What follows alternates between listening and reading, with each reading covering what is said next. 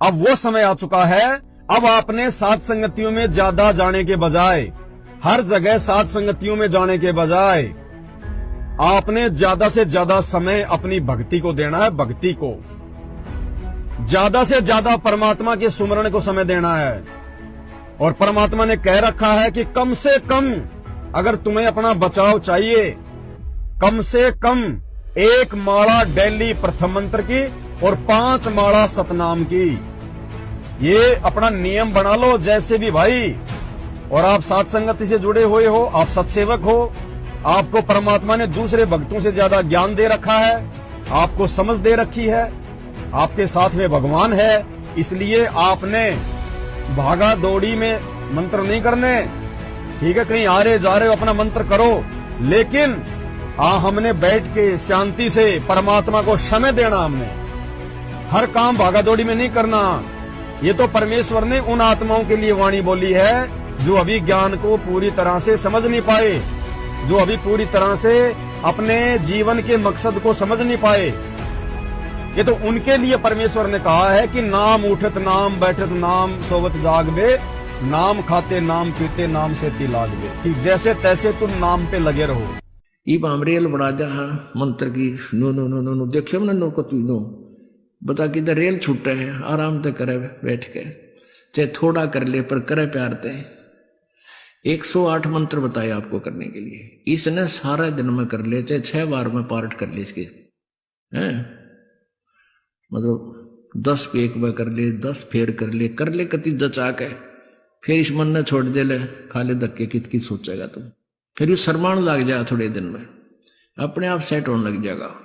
तो ऐसे कसक के साथ करे इस मंत्र को, ऐसे इसको निरंकार धुन कहते हैं। लेकिन अब सात संगति से जुड़ने के बाद में हम भाई बहनों को बैठ के मंत्र करने पड़ेंगे, विधि से मंत्र करने पड़ेंगे, बैठ के माला करनी पड़ेगी। कभी कभार ठीक है, इमरजेंसी, ये बात अलग है, अन्यथा भाई समय देना पड़ेगा परमात्मा की भक्ति को, तब बात बनेगी।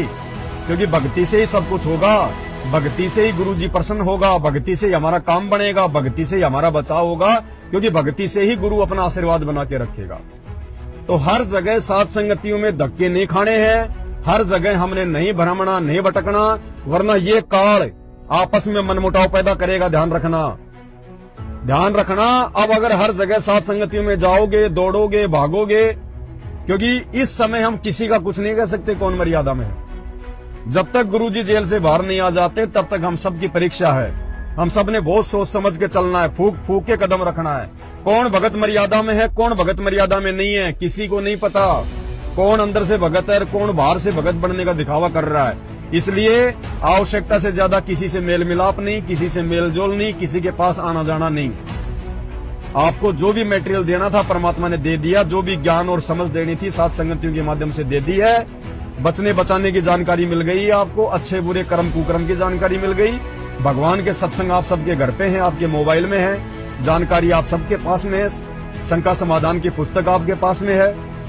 अब आपने ज्यादा समय परमात्मा की भक्ति को देना है, मालिक के मंत्र सुमरण को देना है, समय पे अपनी आरतियां करनी है, हमने विधिवत आरतियां करनी है। इन मैनेजमेंट वालों की तरह तगारियां उठाते नित्य नियम नहीं करना, जो है गटर में बैठ के हमने रमेणी नहीं करनी, मोटरसाइकिल पे आते जाते हमने संध्या आरती नहीं करनी, खाना बनाते बनाते आरती नहीं करनी।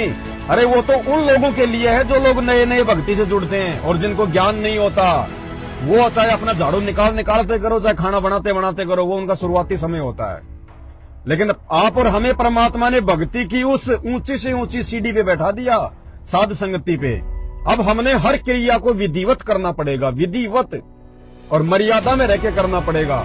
नहीं तो अगर सात संगति से नीचे गिर गए, ये लास्ट सीढ़ी है, लास्ट सीढ़ी 99 वाली। अगर इस सीढ़ी से यदि आप मर्यादा तोड़ के या अपने गुरुजी को दुखी करके अपने किसी भी कर्म से यदि अब आप सात संगति से नीचे गिरते हैं तो इस युग में नहीं उठ पाएंगे। जितने भी लोग सात संगति से टूट के जो गए हैं मैनेजमेंट में, भाई और बहनों डेफिनेटली नोट कर लेना, इस कलयुग में उनका मोक्ष नहीं है। आप ये सोचो कि मरने के बाद उनको दूसरा जन्म दे देंगे, कुछ नहीं है। जन्म तो 2 नहीं, उनको 100 मिल जाएंगे, लेकिन भगवान नहीं मिलेगा उनको। जो लोग सात संगतियों में जुड़ के, कम से कम जो लोग 6 महीने या 1 साल तक साथ संगति में रहा और उसके बाद यदि वापस वो उसी मैनेजमेंट में जाके बैठ गया, भाई बहनों डेफिनेटली नोट कर लेना, ये मेरे नहीं परमात्मा की प्रेरणा से बोल रहा हूं आपको, मालिक के ज्ञान आधार से। इस युग में उस भगत का मोक्ष नहीं है, और ना जाने जब इस युग में नहीं है तो ना जाने फिर कब संभालेगा परमात्मा।